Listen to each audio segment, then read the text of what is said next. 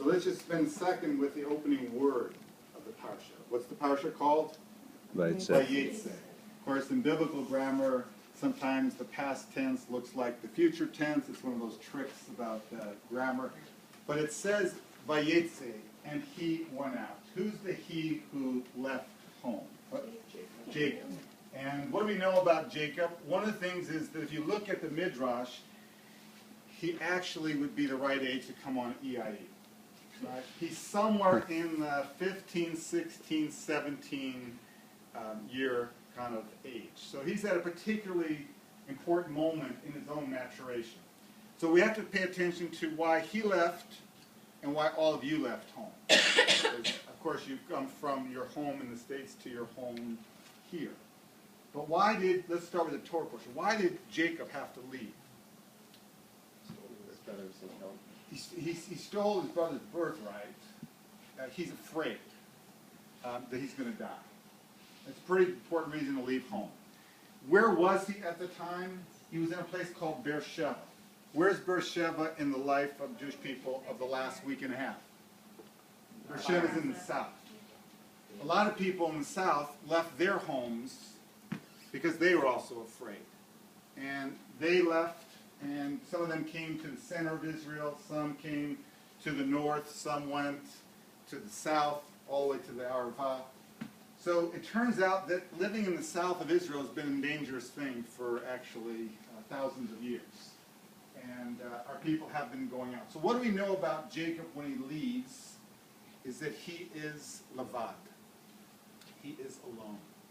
He doesn't go with anybody. He doesn't go with his family. He doesn't go with his friends. He has to leave, and he is afraid. He's afraid for his life. He's also afraid to be on his own and to not know exactly what's going to happen. Can I just ask, why would somebody leave home in North America and come to EIE?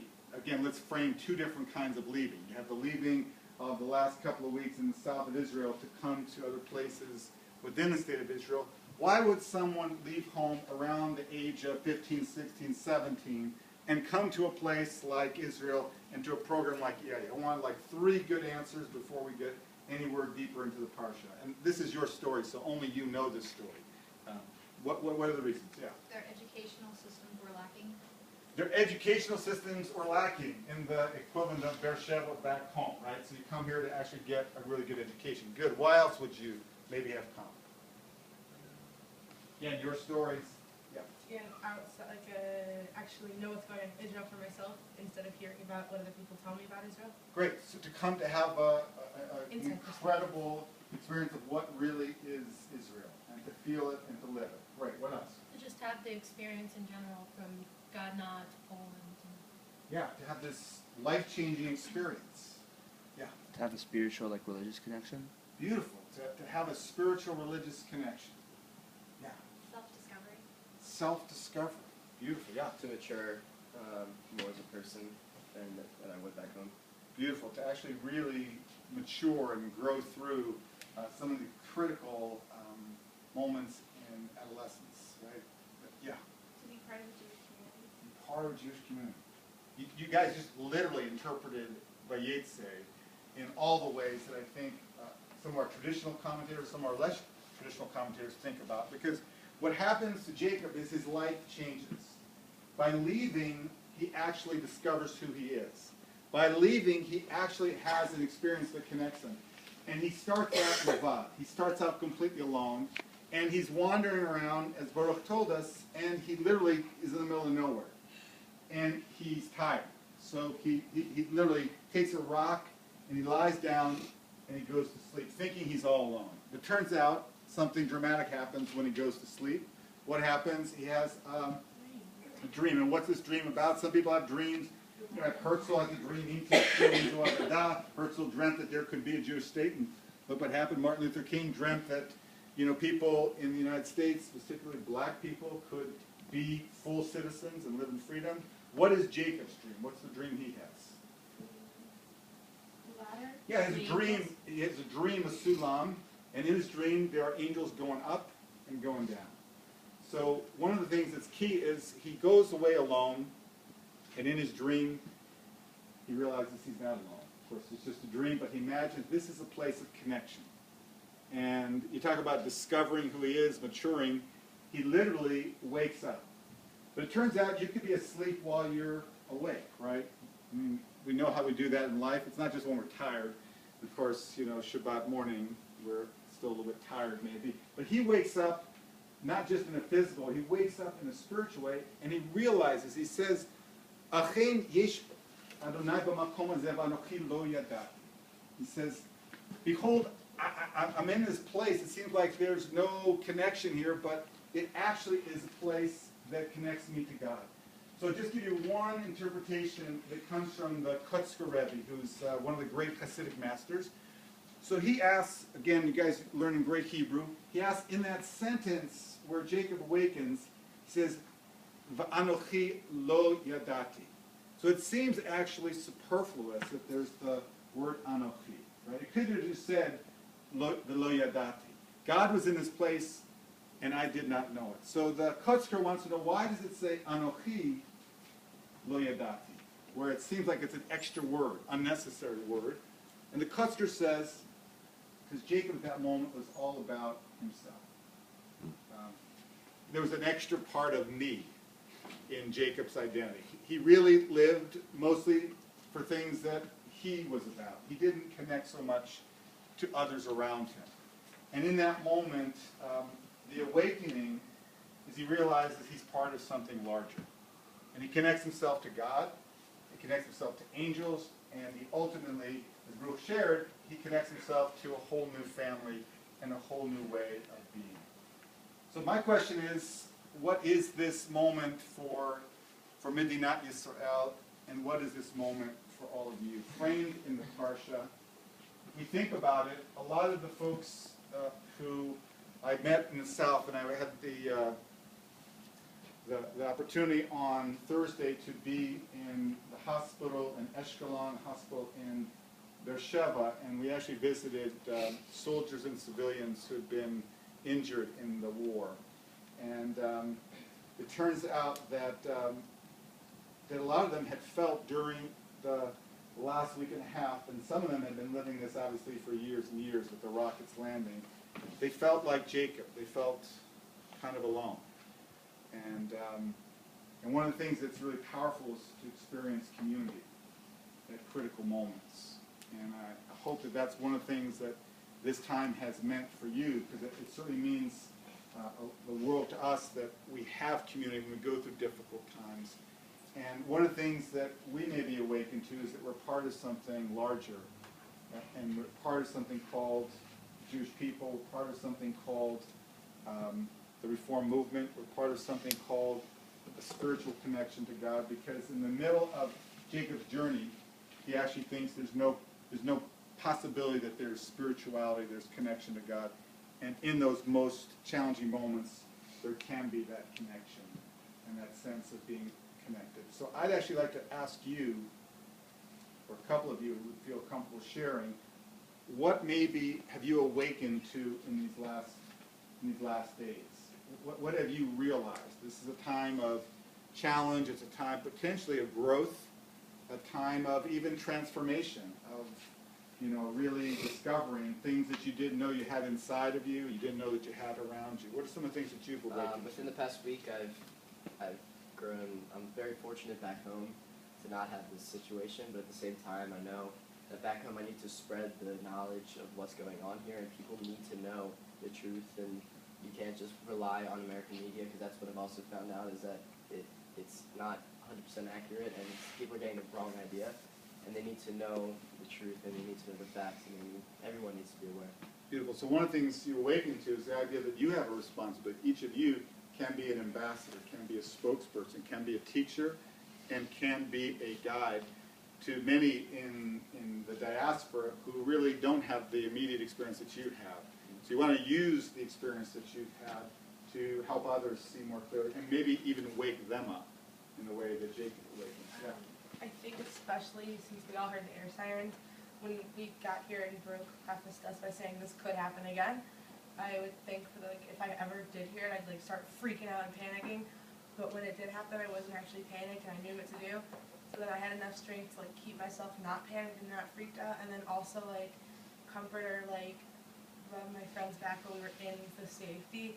Like I would be the one that I thought for sure would be like the one crying in the bathroom, but I had enough strength to like keep myself and then like help others. So I didn't know that that was either adrenaline or whatever it was. I didn't know I had that much of it, and it all came out, and I'm like, oh. I mean, I don't ever want to put in that situation again, but like if I have to, at least I know that I have the strength to do that.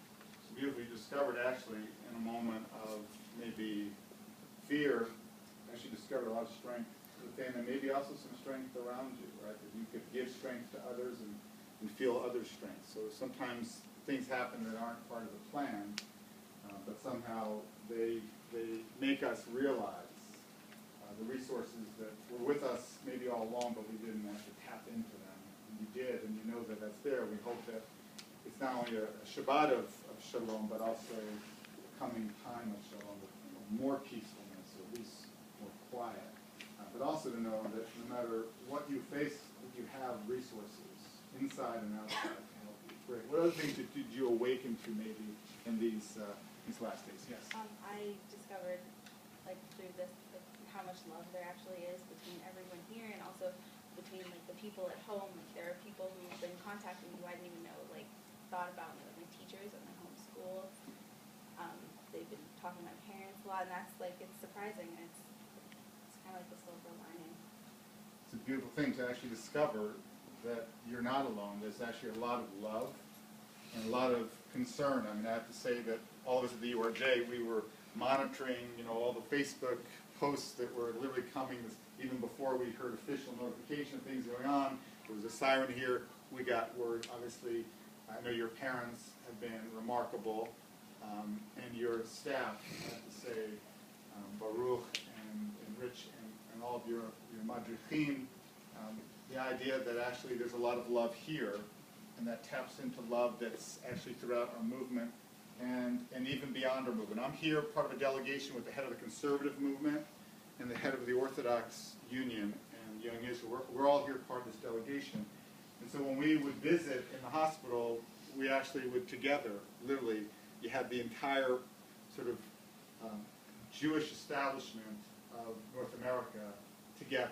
So that feeling that we're part of something larger than Jewish people. We're this great movement called Reform Judaism, but we're actually part of the Jewish people and part of the Jewish state in ways that maybe are not always apparent, but you feel it particularly in moments of challenge and crisis. What else did you awaken to? Things that you've discovered in these last days? Yeah. I discovered that, like, when the siren went off, I wasn't really scared for myself or scared about, like, anything that would happen to me. I was more concerned about, like, if something did happen, how my parents would feel and how everybody back home would feel, because as I've been here, I've really realized how much love I have coming to me back home. So what a amazing thing that you could be here in a time of challenge and be most concerned about how others might be experiencing your being here. Even just the worry that obviously many of us feel for all of you and for, frankly, all those in the community. After I leave here today, I'm going down to Shar HaNegev, which is one of our communities. We have actually a very small Reform congregation in Shar HaNegev. They don't have a full-time rabbi, but they are literally in that very, very quick zone. So you can have 90 seconds, 60 seconds, or you can have, very few, 10, 15 seconds to get to safety. And many of the families have just returned. But many of the families there have been living for, a dozen years with the rocket attacks. So it's somehow deeply inside them. And for them to know also that we're, all of us, EIE, all of us movement, somehow with them and supportive and sending them strength and love is an awakening. So again, to be like Jacob, realize, wait a minute, Anochi lo yadati. It's not all about me. It's about my being part of something that actually is pretty remarkable, this larger community. What else, any last thing that you discovered that you would share? Yes. First of all, beautiful. Love this beautiful, beautiful, inspiring service. Thanks to the three of you and the guitar and the spirit. Really something very special to take with me. One thing that really struck me. Diesel and Baruch talked a lot about what the goal of terrorism actually is, and it's not just to kill people, but to make you change your daily routine to have terror. And we had a fuel planned on Thursday to Tel Aviv, am I right? And they didn't cancel the fuel, they just changed it. So when they told us that, they said, we didn't cancel it, and it was an option, but it's giving in, and it's kind of submitting to what they want to do, and we didn't want to do that. So we altered it a little bit, which is a safety issue, but we're not letting them have their way. Beautiful. Beautiful. So this is a big takeaway. This is a very Israeli takeaway in the most inspiring sense of Lamrot HaKol. In spite of it all, we're going to find ways to not just get through it, but to be strengthened through whatever challenges. I mean, this country was built by people who, said Lamrot HaKol. In spite of what the world may be against us, we may have to, fight malaria, all kinds of internal struggles. But there's an unbelievable spirit of we will not be kept from this remarkable country that we build and love and support and sustain, and many even, obviously come and make this their main home. So they maybe, think about all of these challenges in that kind of way. I interviewed a young boy, 8-year-old boy last night, who is from around Shar Negev, and he had come to the service we had in Gedera with one of our newest Reform Judaism. And we actually live streamed it all across North America, the service, because many of the people couldn't get, so they could also watch the Tefillah on live streaming, so in Israel, but also to people outside who are very concerned and wanted to feel how people work. So this young boy said, he said in a very wonderful Israeli way, he said, I wasn't afraid. But my little sisters, they were afraid. And of course, I said, well, maybe it's, not okay to say you're afraid. He says, I talked to some grown-ups who were in the army, and they said they were a little afraid too. In fact, after I gave a drasha last night, this Israeli man who's a member of the congregation Yuval, came up and gave me Sefer Tehillim, a book of Psalms, that he has been carrying in his miluim for the past years. And it's a book of, basically you say Psalms when you're praying for somebody's health and you're praying for the well-being of a community. And he said, this little book has been with me through all of the Army service. He said, I want to give it to you and to the movement so that it could be a source of strength. So I said to this young boy, I said, it's okay to be sometimes a little afraid. And I said, remember in the parasha, Jacob was afraid.